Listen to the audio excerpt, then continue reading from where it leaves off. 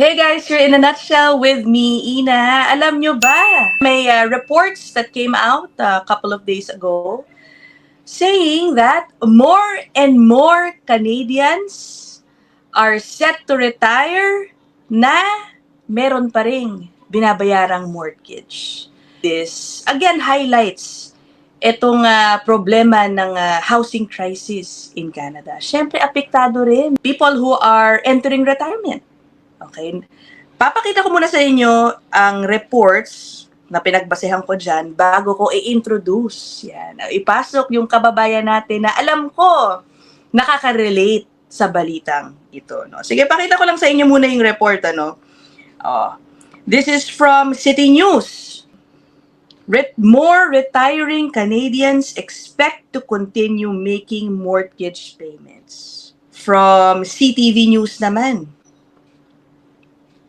Sabi dito, I might never pay it off. Some Canadians retire still in debt. Diba? Mahirap na sitwasyon din yan. No? Isipin mo nga naman, mag-retire ka na after working for so long. Siyempre, ang gusto mo naman mangyari, be debt-free as much as possible. When you retire, wala ka nang iisipin, i-enjoy mo na lang, diba? Ang inyong golden years. Okay.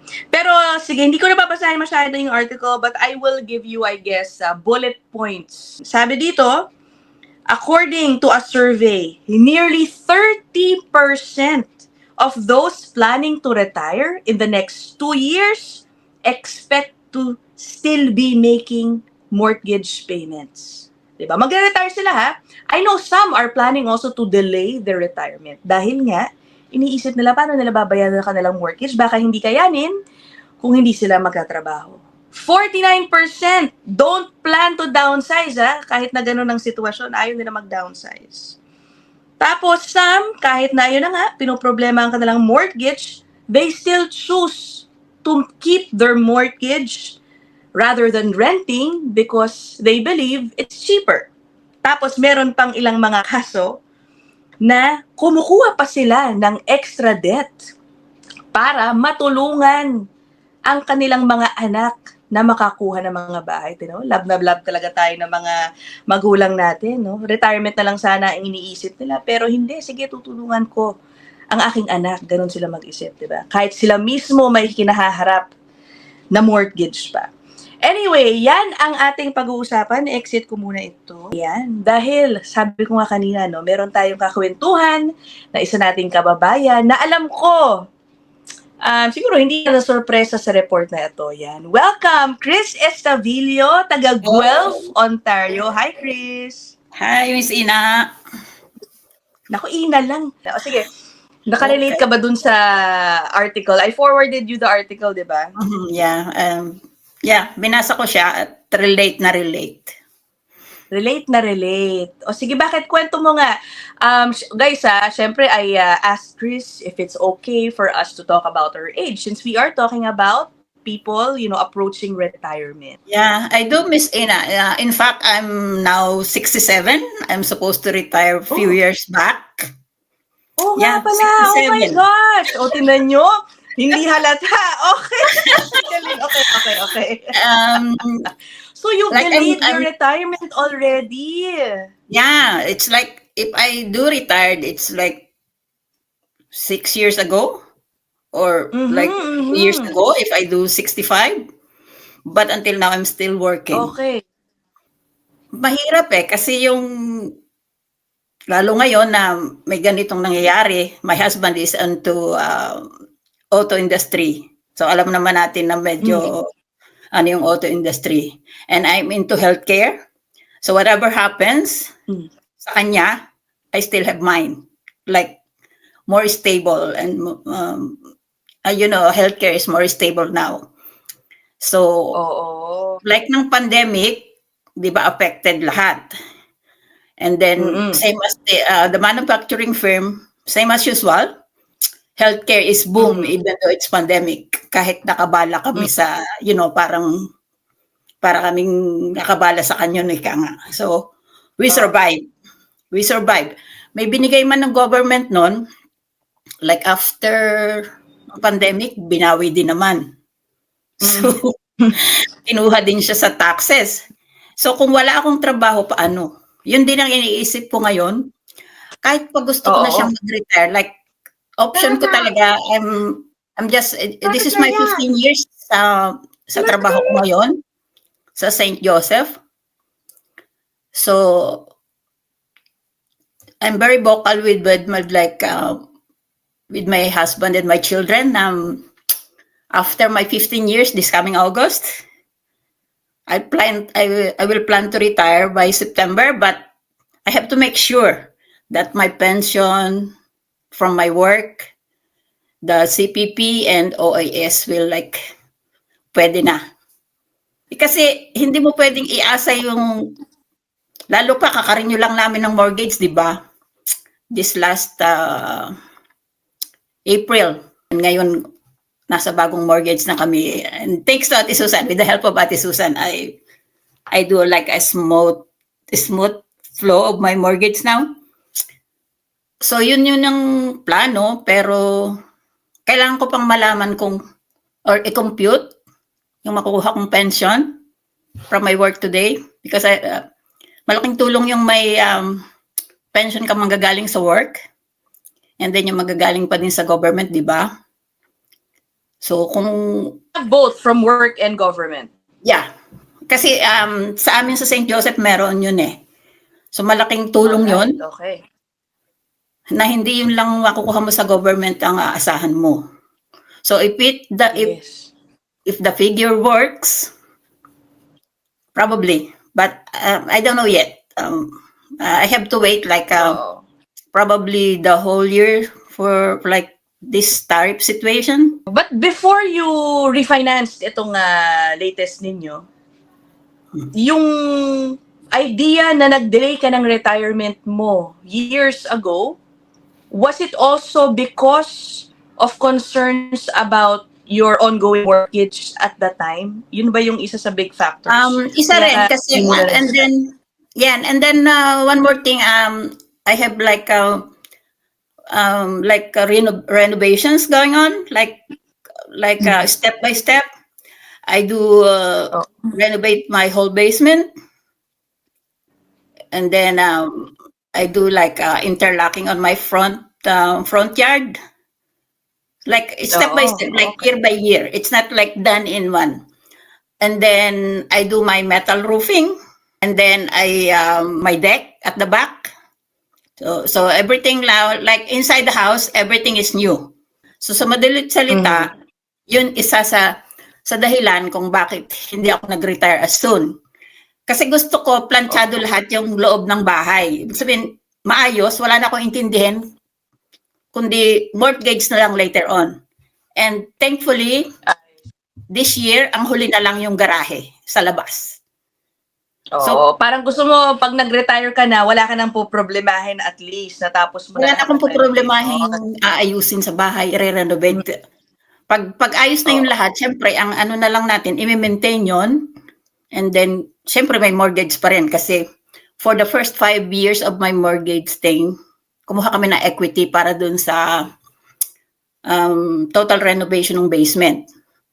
So pag ganun, di ba, parang bumabalik lang din yung hinulog mo sa inutang, di ba? Kahit na mura namin nabili yung bahay, for the first 5 years nakuha ko ng equity, parang nung mag-renew ako ng parang yung second year, the next 5 years, parang bumili ka din ng bago kasi ginamit mo yung equity, di ba? So paano yan? With you refinancing, you obviously will have to extend the years that you have to pay, di ba? Hahaba muli ang taon na kailangan mong bunuin. For now, 5 years naman din yan. So may option naman kami. Sabi nga ni Ate Susan, it's only the number. Within those years, pwede kang magbigay ng lump sum or you add some extra money for the principal. Kunyari magbayad ako ngayon ng more than 1,000 bi-weekly. Para makausad ka, you can add some for the principal. So, bago matapos ang taon, kung mag-a-add ka 500 a month, malaking usad na yon.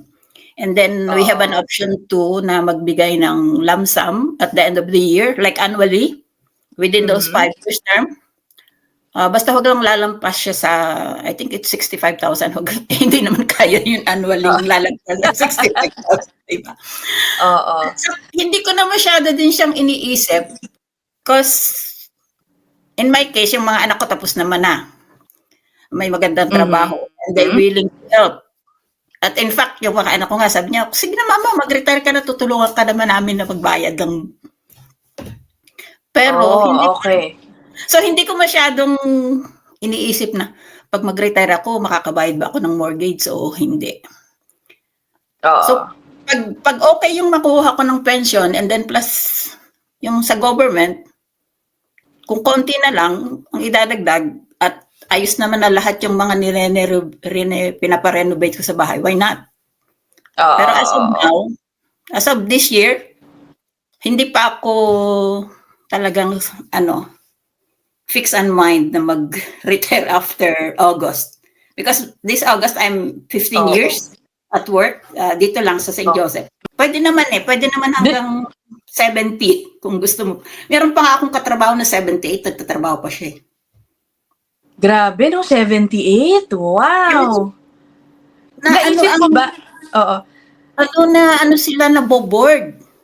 Yeah, marami talagang ganun sa totoo lang to keep their minds working, healthy, 'di ba? Kailangan na active din. 'Yun ang gusto ng ilang mga retirees, 'di ba? What's your plan? Are you two going to retire at the same time or isa muna and then hubby will follow? Anong naiisip ninyong mag-asawa? Sabi niya ako muna, ganun. Pero gusto na niya rin kasi parang nasasawa na din siya sa flow. I don't know. Pero sabi, nagloloko nga siya sa akin. I would say this here. Mag-retire ka na lang, mag-vlog ka na rin. Sabi niya. Why not? Why not? Retiree. Sabi niya sa akin, why not? Ibibili kita lahat ng mga gadget mong kailangan. Sabi niya. Oo, definitely it will keep your mind alert kung ikaw ay mag-vlog. Ang topic mo, retiring in Canada. Tawa lang ako ng tawa sa kanya. Or else, sabi niya, pwede ka namang mag-compute ng taxes or whatever. I don't know.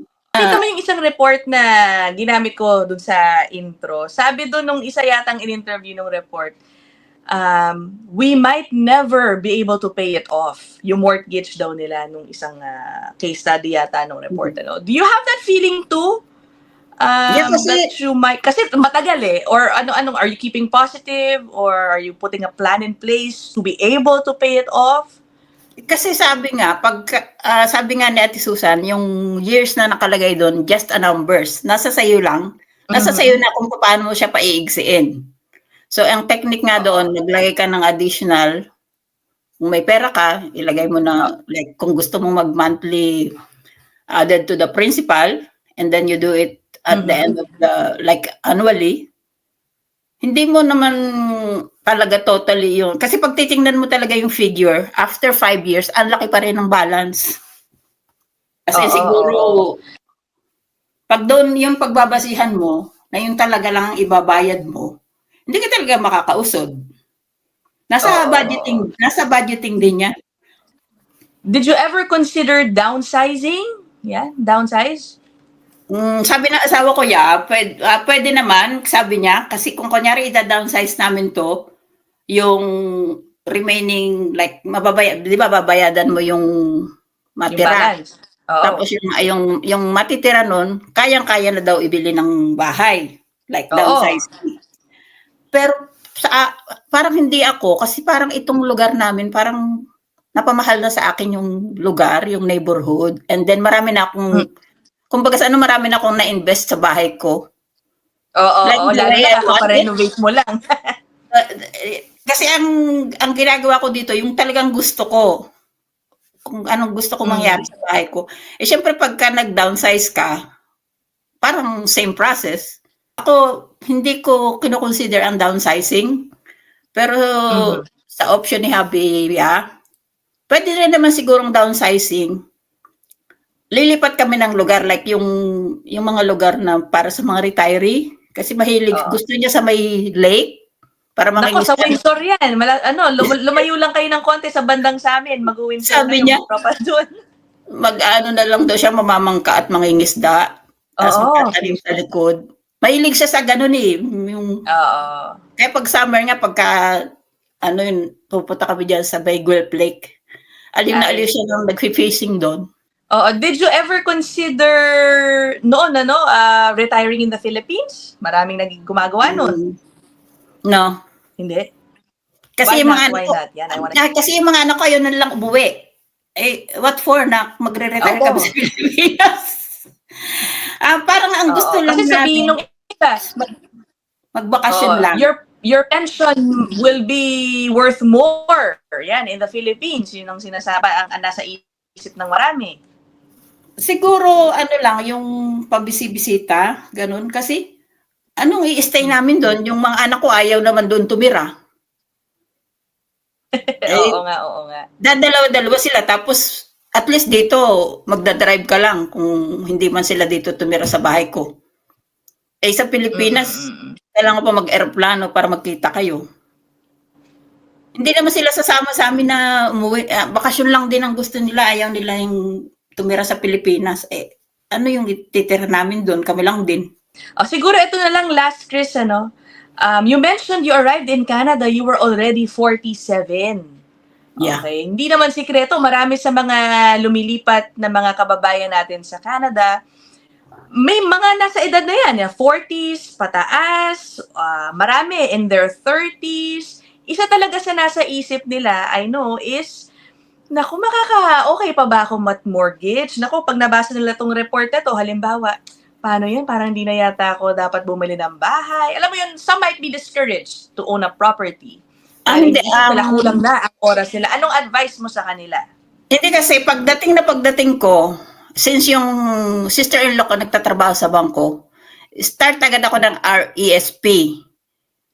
Okay. And then, insurance. Kasi, importante yun eh. Yung may RESP ka, like buying a house. So, nung mag-decide kami bumili ng bahay, nandito na siya. Dumating sila, nakuha ko sila 2009, di ba? 2005. Start na kaagad ako. Pag open ko na, pag sweldo ko, meron na kaagad dyan, yung inayos na ng hipag ko yung mga RESP,